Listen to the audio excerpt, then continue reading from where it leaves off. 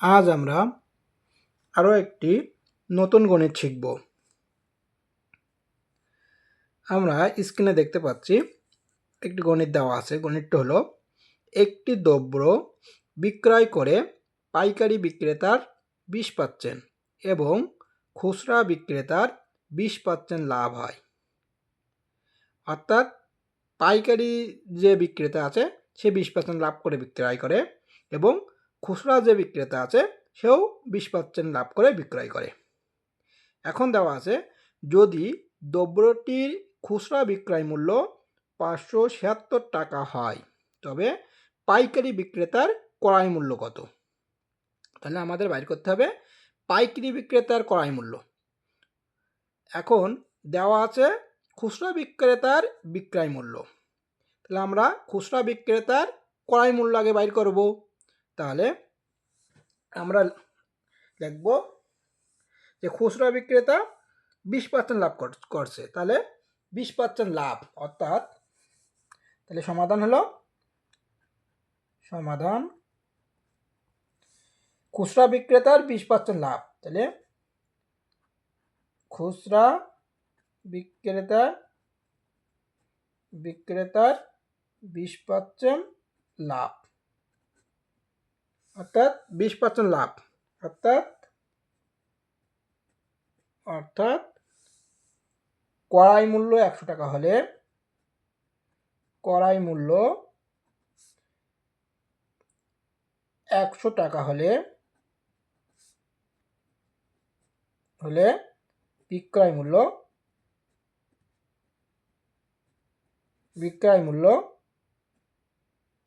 100 যোগ 20 টাকা সমান 120 টাকা।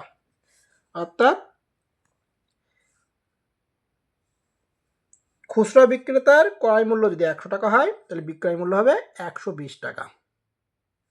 তাহলে আমরা এখন লিখতে পারি খুচরা বিক্রেতার বিক্রয় মূল্য 120 টাকা হলে ক্রয় মূল্য কত? 100 টাকা। তাহলে খুচরা বিক্রেতার বিক্রয় মূল্য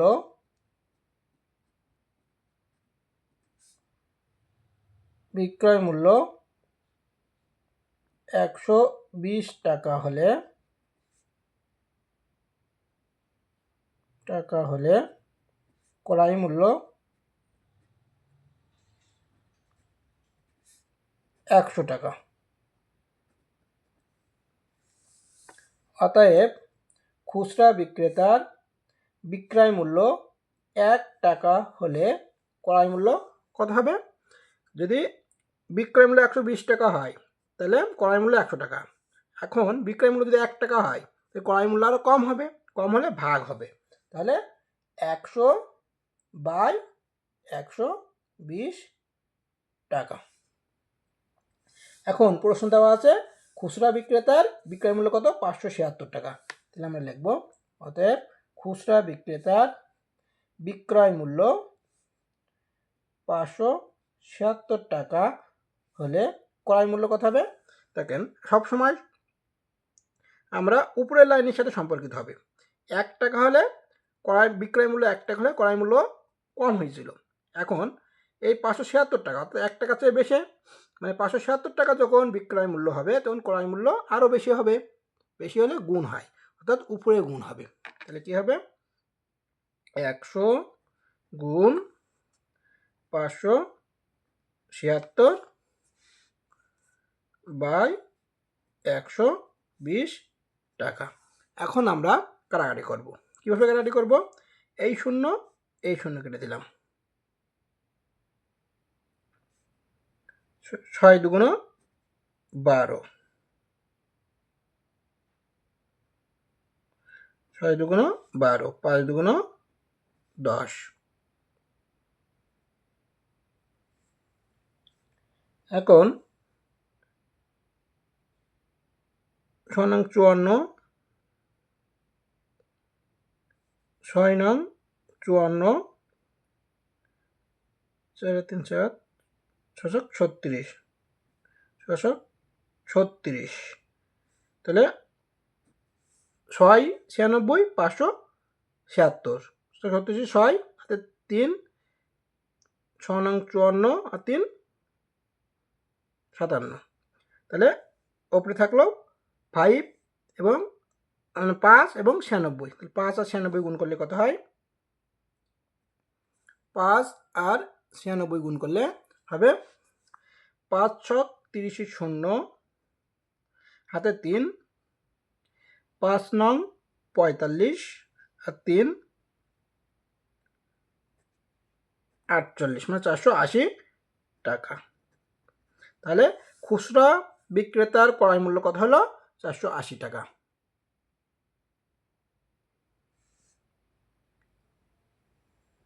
তাহলে খুচরা বিক্রেতার ক্রয় মূল্য পেয়ে গেলাম।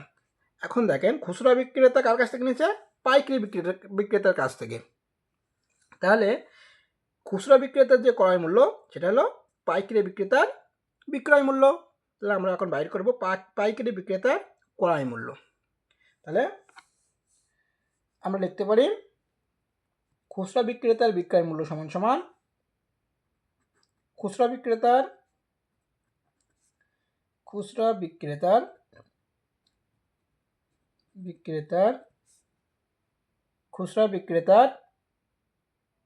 ক্রয় মূল্য সমান সমান পাইকারি বিক্রেতার বিক্রয় মূল্য। পাইকারি বিক্রেতার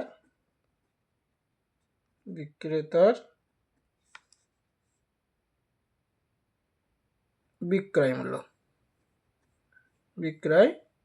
মূল্য। অতএব পাইকারি বিক্রেতার বিক্রয় মূল্য কত হবে? অতএব পাইকারি বিক্রেতার বিক্রয় মূল্য 480 টাকা। এখন পাইকারি বিক্রেতাও 20% লাভ করে, তাহলে আমরা কি লিখবো? 20% লাভ, অর্থাৎ 20% লাভ, অর্থাৎ ক্রয় মূল্য 100 টাকা হলে বিক্রয় মূল্য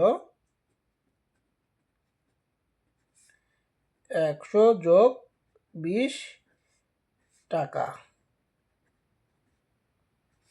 সমান সমান 120 টাকা। তাহলে আমরা আবার লিখব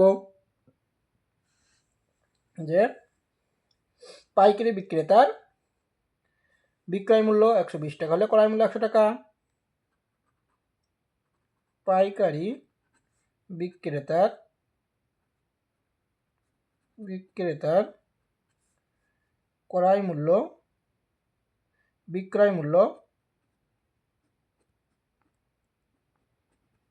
বিক্রয় মূল্য 120 টাকা হলে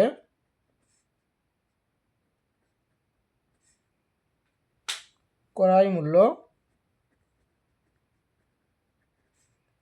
100 টাকা।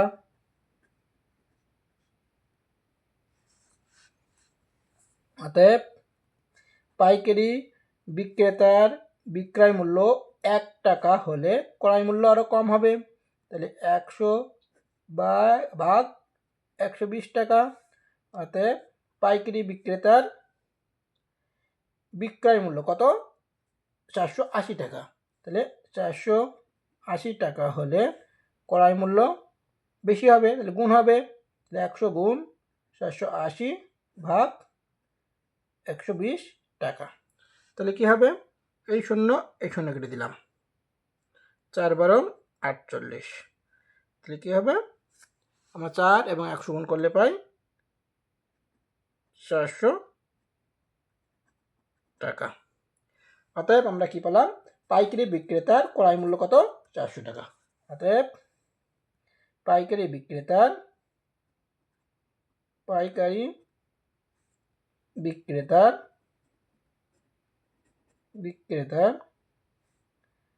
ক্রয় মূল্য